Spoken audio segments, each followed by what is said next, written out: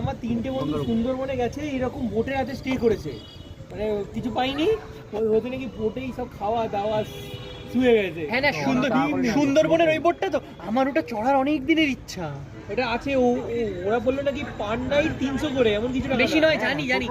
হ্যাঁ, খাওয়া দাওয়া নিয়ে, খাওয়া দাওয়া ঘোরানো ওই সুন্দরবনে। না হ্যাঁ ওইটা চলো একদিন রেডি করো। সুন্দরবনে গেস্ট হাউস দিচ্ছে, পছন্দ হচ্ছে না বোট রাইডের জন্য 2-3 দিন বোটে করবো। না টাকা তো ফেরত দিতে এলো না, দেখলাম ফেরত না দেবে তো ওই ধরিয়ে যাবে। ওই তো নিয়ে যাও। কোথায় যাবে? নেবে দোকানে চলে যাবো।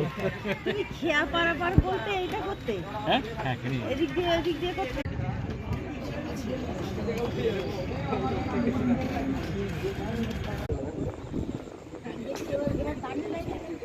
না পড়ে যাবে।